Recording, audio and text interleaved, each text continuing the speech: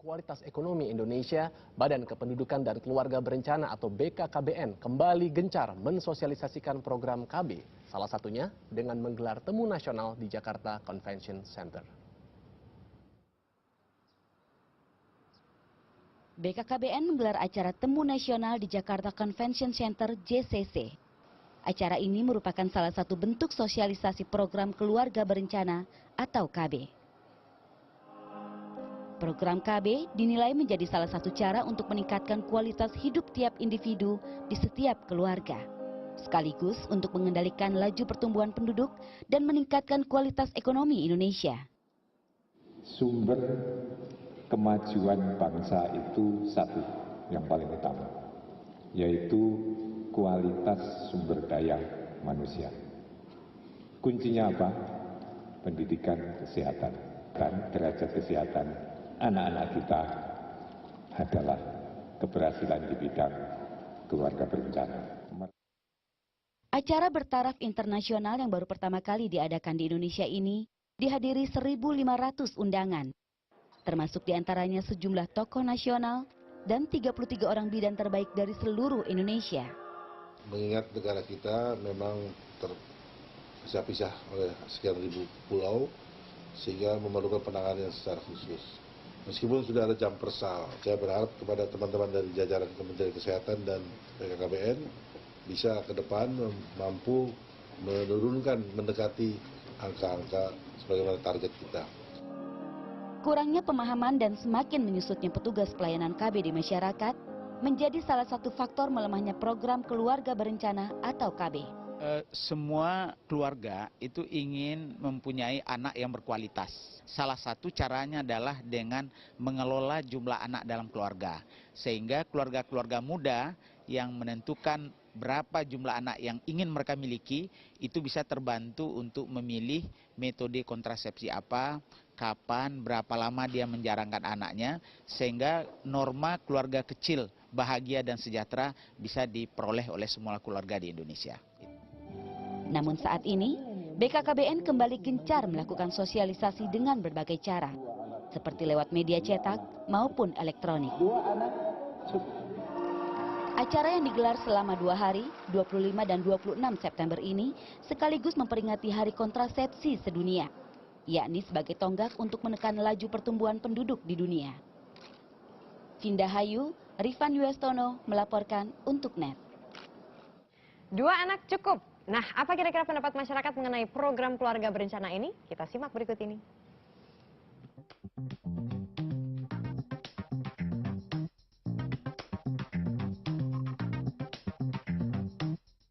Balik lagi, itu kan hak asasi manusia ya, mau punya anak berapa. Cuman masalahnya kesadaran dari keluarganya sama orang tuanya masing-masing. Kalau misalnya memang dia merasa mampu untuk membiayai hidup anaknya sampai ibaratnya let's say perguruan tinggi dan bisa biayain hidupnya sendiri, nggak apa-apa. Cuman kalau misalnya nggak yakin, jangan kali ya.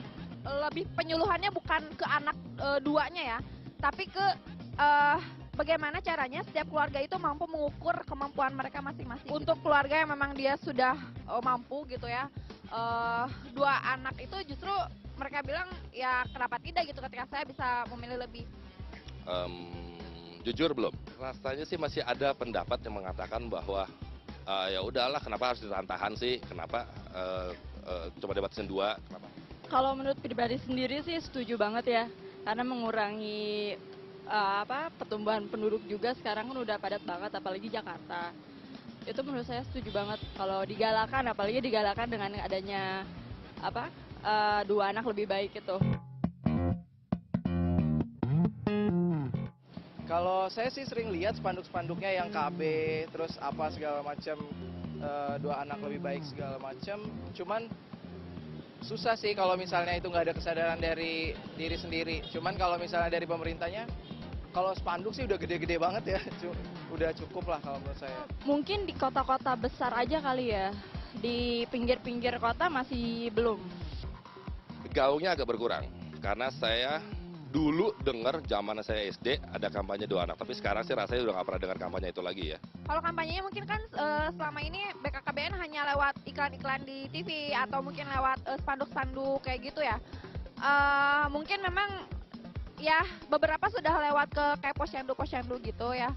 Nah, tapi kalau menurut saya justru itu mungkin PR dari Kemenkes sendiri ya. Gimana caranya memang media promosinya itu yang lebih ke yang tadi itu. Jadi lebih ke penanaman pendidikan pemahaman pada masyarakat bukan ke lebih menggembor-gemborkan logo dua anak cukupnya gitu. Kalau iklan di televisi kan terkait dengan program pemerintah ya. Programnya sih sudah bagus memang, cuma kondisi di lapangannya yang nggak semua orang bisa lihat iklan itu gitu. Karena ya kan nggak semua orang lihat televisi, paling hanya lihat sinetron segala macam gitu. Jadi kalau menurut saya sih biasa aja, nggak terlalu ngefek sih. Kalau menurut saya sih mungkin program yang itu tetap dijalankan yang iklan itu, cuma BKKBN harus lebih langsung terjun ke masyarakat. Jadi nggak hanya dari promo-promo gitu, karena kan mungkin masyarakat menilai bahwa KB itu wah repot, ribet segala macam gitu kan. Tapi mungkin BKKBN punya alternatif cara lain untuk menarik minat masyarakat gitu. Kalau itu sih saya lihat sih udah lumayan, soalnya mayoritas saya juga ketemu orang maunya paling cuma 2 anak, apalagi uang sekolah sekarang biayanya tinggi-tinggi, pendidikan, terus biaya hidup. Kayaknya udah lumayan lah. Kalau menurut saya iklan itu belum cukup ya. Mungkin untuk campaign-nya harus lebih dibanyakan. Misalnya mungkin kalau terutama di daerah. Kalau di daerah mungkin lebih banyak seminar-seminar. Karena kan kalau iklan belum tentu semuanya punya TV atau apa gitu seperti itu. Cuma kalau mungkin kalau di kota sebenarnya seminar-seminar itu juga perlu ditingkatkan seperti itu. Sebenarnya kalau saya sih sudah mulai efektif ya, karena sudah mulai banyak di TV seperti itu. Dan makna iklan sendiri sudah mulai dimengerti oleh masyarakat.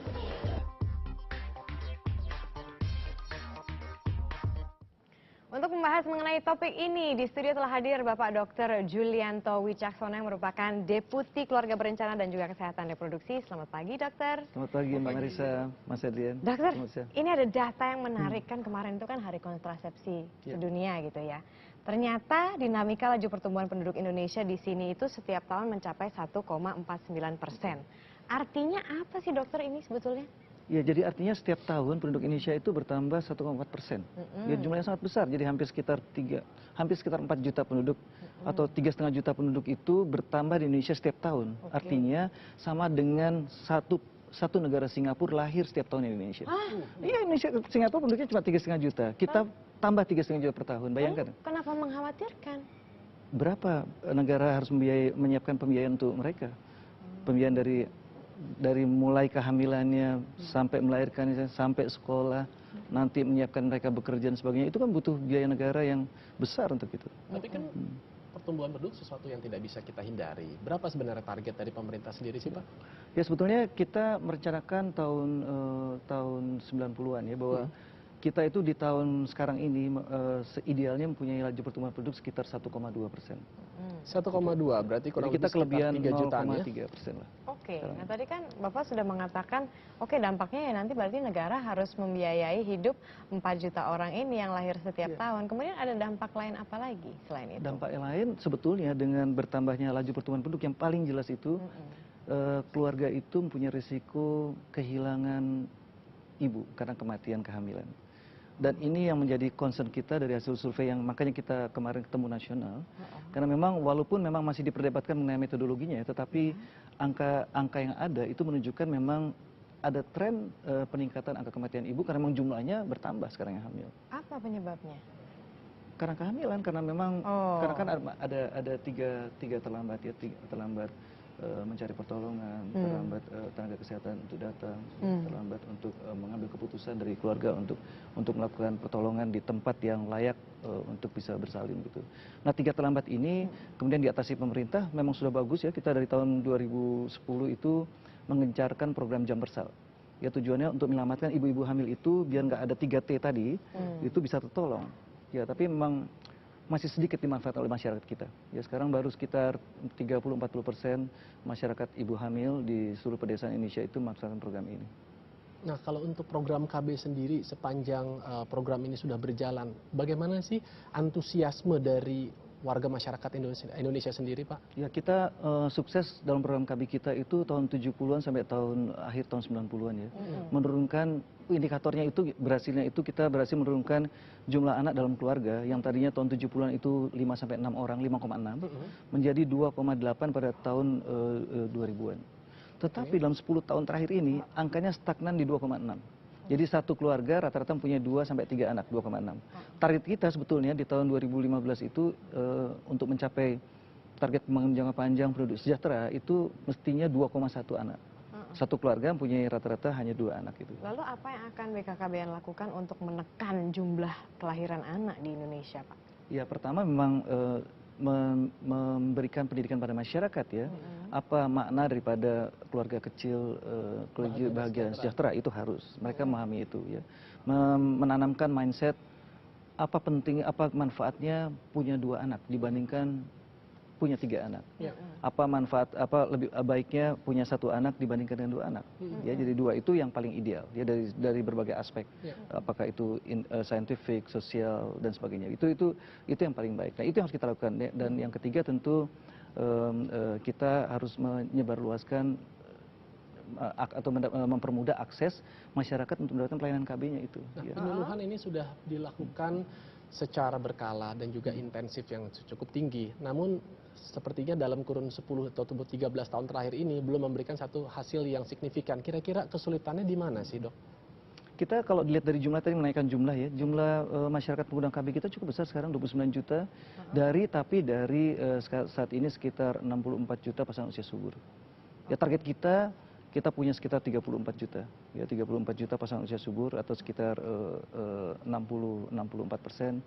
dengan metode kontrasepsi yang modern. Ya, jadi kesulitan kita sangat beragam sekali dan terutama ini dampak daripada mungkin perubahan kebijakan nasional ya, bahwa zaman dulu itu gampang sekali meminta atau membuat program KB itu sukses. Diinstruksikan saja misalnya dari Istana Negara. Komando gitu ya, Pak? Jalur komando itu powerful sekali dulu ya. Jadi orang bilang harus sukses KB. Kalau KB ini nggak berhasil, nggak bisa bupati itu diangkat lagi untuk jabatan yang kedua. Waduh, itu udah bekerjanya. Gitu ya, tapi itu kan artinya masyarakat bekerja dengan tekanan ya. Jadi, nah sekarang ini memang dengan era otonomi daerah desentralisasi bentuknya udah beda. Ya, jadi bentuknya itu harus komunikasi, persuasif dan sebagainya, menyadarkan masyarakat sampai juga pimpinan daerah tentang apa manfaat dan makna daripada keberhasilan program KB. Itu yang sekarang kita coba gencarkan dan coba kita tanamkan. Ada berapa staf, Pak, dari BKKBN yang akan mensosialisasikan hal ini? Karena kan Indonesia besar sekali, Pak, orangnya banyak gitu loh. Cukup nggak staf dari BKKBN untuk memperhasilkan staf kita di seluruh Indonesia cuma sekitar 7.500 orang, bekerja di 33 provinsi. Kita punya lebih dari 500 kabupaten kota ya, jadi punya. Nah, itu ya, memang nggak cukup. Dan memang kita harus mengajak seluruh masyarakat, seluruh instansi pemerintah dan swasta ya untuk sama-sama nih melihat apa perlunya KB dan berupaya untuk mensukseskan program KB kita. Kalau kita ingin melihat negara kita sukses di masa depan, sejahtera seperti mungkin kita ambil idealnya orang tuh senang lihat Singapura ya seperti Singapura lah kita pengen begitu ya. Jadi itu yang cita-cita dreaming dari semua orang harus kita tanamkan dari kecil ya, dari anak-anak sampai seperti kita nih usia-usia produktif ini. Maksudnya menanamkan dari kecil, Pak? Menanamkan dari kecil itu apa makna daripada keluarga sejahtera dan keluarga bahagia. Bagaimana sih caranya? Ya, karena dari kecil itu tanamkan punya anak 2 saja itu dari kecil. Ya bentuknya macam-macam. Kemarin dalam temu nasional ini Ibu Wamen Dikbud itu menyatakan ya memang kita harus mereview kembali kurikulum pendidikan di SD misalnya. Jangan lagi ngajarin anak itu dengan contoh-contoh 3 anak. Karena kita kan sekarang coba belajar bahasa itu bilang ini Budi, ini Eko, ini Wati. Itu apa artinya ada 3 kan? 3 ada laki, ada perempuan. Sekarang nggak boleh gitu. Ya, jadi kita tanamkan mestinya di contoh-contoh sehari itu memang 2 anak saja atau 1 anak aja. Seperti Mas Adrian gitu ya. Gitu ya. Tapi Pak, sejauh ini apakah ada perwakilan dari masyarakat lain atau mungkin berupa yayasan yang juga membantu program sosialisasi keluarga berencana ini selain dari BKKBN? Ya, alhamdulillah cukup banyak sekarang masyarakat yang sadar dari NGO maupun LSM ya yang mencoba membantu kita menyadarkan masyarakat tentang KB ya, misalnya dari PKBI, Perkumpulan Keluarga Berencana Indonesia, dari itu yang dari Yayasan Kusuma Buana, begitu juga dari tingkat di daerah-daerah yang jauh dari kita, kabupaten, perkotaan dan sebagainya. Itu misalnya ibu-ibu yang bergabung dalam PKK, ya, dalam posyandu dan sebagainya, itu memang sekarang ini mereka sudah banyak bergerak secara aktif untuk membantu kita memasyarakatkan, mensosialisasikan program KB kita. Oke, cukup ada banyak. juga ini loh Pak, meneruskan yang tadi, orang Indonesia tuh seringkali berpikir begini, banyak anak banyak rezeki. Nah, bagaimana Bapak merubah mindset yang sudah turun-temurun ada di Indonesia? Bener juga kali ya, zaman dulu ya. Zaman sekarang ini beda, coba deh kita sekolah itu dulu kan mungkin nggak semahal sekarang ya. Sekarang aja masuk SD berapa, bisa sih kita dapat biasa-biasa saja ya. Tapi kan kita ingin anak itu tidak saja mendapatkan pembekalan pendidikan yang formal ya. Kadang-kadang pendidikan yang informal perlu dibekali lah. Katakanlah misalnya dia, Mas Adrian anaknya 11 tahun ya, misalnya kan pengenlah dia pinter main piano, pinter bela diri, itu kan uang kan? Benar. Nah itu dari mana uangnya? Kan kita pengen anak kita berbeda, tampil, bisa mempunyai kepandian khusus yang berbeda dengan yang lain, supaya nanti dia berbeda dengan yang lain. Itu yang ditanamkan. Jadi investasi itu memerlukan biaya, ya, dan tentu ini nggak mungkin dimiliki oleh kesempatan ini dimiliki oleh pasangan usia subur kita yang punya banyak anak, nggak bisa sekarang ini. Zaman dulu bisa. Ya kalau kita ingin anak itu sebagai investasi masa depan ya. Jadi bukan investasi untuk orang tuanya ya, tapi untuk mereka bisa berkembang menghadapi persaingan dalam era globalisasi. Tahun 2015 kita udah masuk era perdagangan bebas ASEAN loh. Hanya tinggal 1,5 tahun lagi, 2 tahun lagi. Kalau kita nggak menyiapkan generasi muda kita, gimana kita siap bersaing dengan mereka? Iya, betul sekali. Dan ini juga ada video yang sangat menarik sekali dari Yayasan Cinta Anak Bangsa mengenai program keluarga berencana. Kami hadirkan untuk Anda. Karya anak bangsa. Karya anak bangsa, bagus. Ini kemarin kita tayangin nih.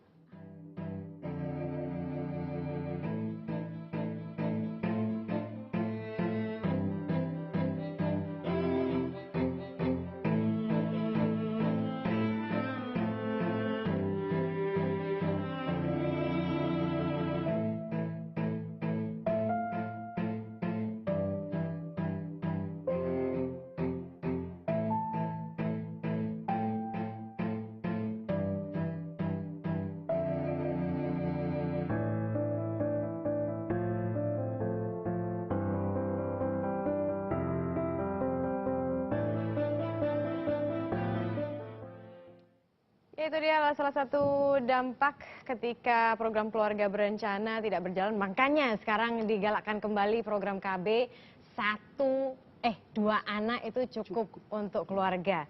Nah Pak, ini kan kemarin itu kan Pak Budiono juga sempat datang. Nah dia tuh mengatakan begini, rencana atau program KB ini harapannya dia adalah tidak mengikuti siklus politik. Kalau siklus politik kan per 5 tahun. Nah jadi kalau misalnya rencana dari BKKBN untuk agar program ini tuh nggak yang ganti pemimpin terus tiba-tiba nggak jalan gitu Pak. Betul. Rencananya apa? Jadi gini, kita memang melihat di dalam era desentralisasi ini ya, salah satu hal yang mungkin harus kita perlu perhatikan sekarang ini dengan kotak yang kecil-kecil ini, kemampuan capacity building daripada teman-teman di kabupaten kota dalam merencanakan program jangka panjang itu memang harus kita bantu mereka. Ya, jadi bagaimana mereka bisa merencanakan masa depan suatu kabupaten kota mencapai tadi penduduk yang ideal, sejahtera. Apakah perspektifnya 5 tahun, 10 tahun, 15 tahun, itu harus kita bantu.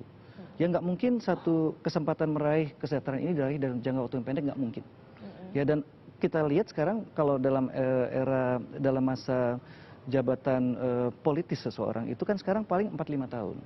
Ya, jadi 4-5 tahun otomatis yang dicari oleh mereka apa? Dicari pekerjaan bisa selesai 4-5 tahun. Jadi artinya yang 5-10 tahunan ini akan menjadi terlantar karena nggak bisa dilihat dalam jangka masa kepemimpinannya itu akan hasilnya. Nah ini harus kita bantu mereka. Masyarakat juga harus dibuat tahu tentang ini. Para nanti pemilihnya juga harus tahu. Kita akan challenge itu namanya calon-calon pemimpin negeri ini, mulai dari tadi kabupaten kota itu, bener paham nggak sih tentang masalah daerahnya, ingin sejahtera itu dengan apa bisa dicapai dalam masa kepemimpinan 5 tahun, siapapun pemenang dari wakil partai politik ataupun independen yang akan memimpin wilayah itu. Nah itu harus kita tanamkan. Jadi kita membantu mereka membuat perencanaan yang bagus, ya. Perencanaan ini kita tanamkan masyarakat, diperjuangkan melalui tadi debat-debat pada waktu pilkada dan sebagainya itu masuk sebagai inti daripada permasalahan yang harus dijawab oleh para calon-calon pemimpin itu. Tapi mudah tidak Pak sebetulnya meyakinkan orang-orang atau masyarakat terutama di pelosok begitu. Jadi saya pernah mewawancarai ada seorang ibu yang tinggal hanya di rumah 2x2.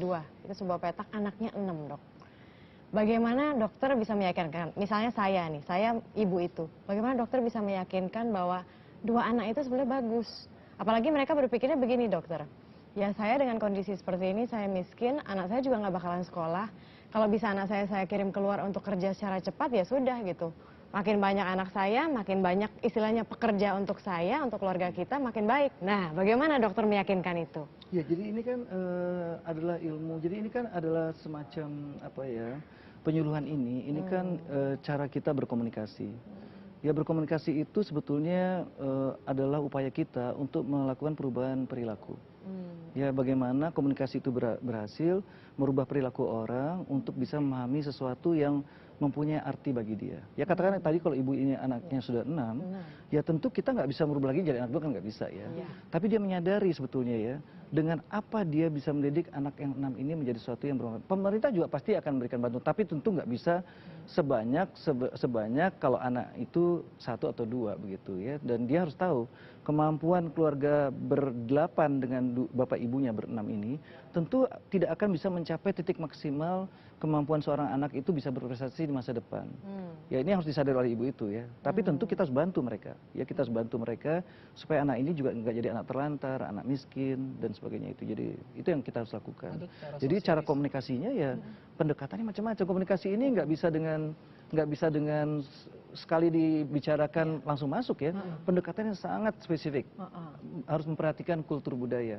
Harus memperhatikan misalnya dari sisi religius, keagamaan, pendidikan, ya bahasa dan sebagainya. Ya sebagai contoh misalnya kalau kita di Bali mungkin cara berkomunikasi yang paling baik itu nggak kami BKKBN datang ke sana.